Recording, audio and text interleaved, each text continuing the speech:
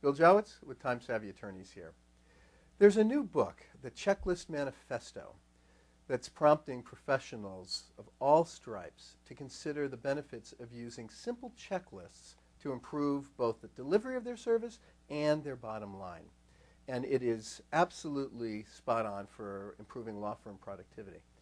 It's based on the work of a Johns Hopkins physician, and it details the stunning, and I absolutely mean the stunning, results of the use of checklists to reduce infection and surgical error, which in turn, of course, lead to a whole host of positive financial and operational benefits.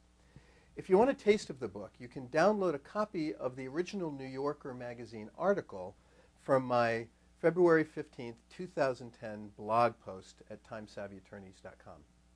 For now, though, the point is that most of what you and your staff do all day, whether it's the elements that go into working your cases or marketing your practice or managing your finances, all of these activities reflect a set of patterns or routines.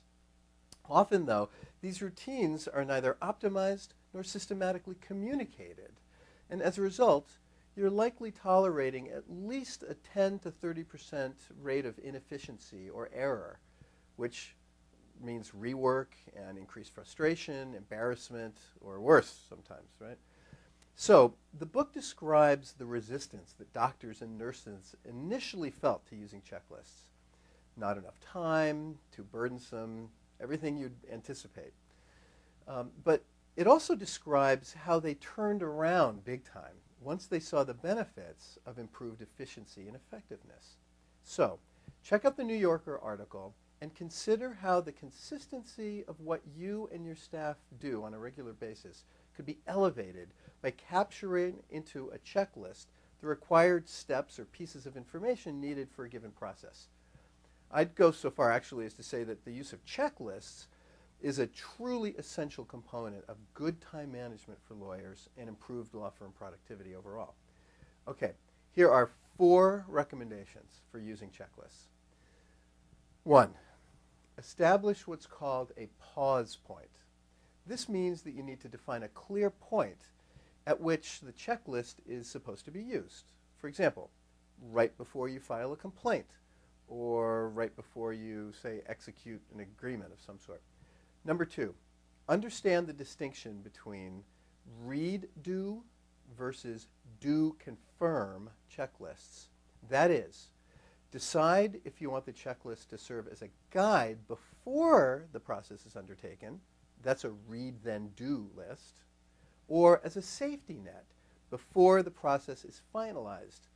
That's a do-then-confirm checklist. 2 different types. Important distinction there. Number 3, keep a given checklist between, say, 5 and 9 items, and make sure it fits on 1 page. Longer is not necessarily better. With a little practice, you and your staff will find the right level of detail to include on each list. Finally, keep it free of clutter and jargon and format it so that it's easy to use. Some of the most game-changing meetings my clients have with their staff and colleagues are those meetings devoted to the development of these checklists. And the streamlining of your efficiency is another one of these important but not urgent activities that will really set you apart from your colleagues. It reflects a mindset that you're committed to being at the top of your game. You will save time, you'll be more profitable, and you'll have happier clients and happier staff.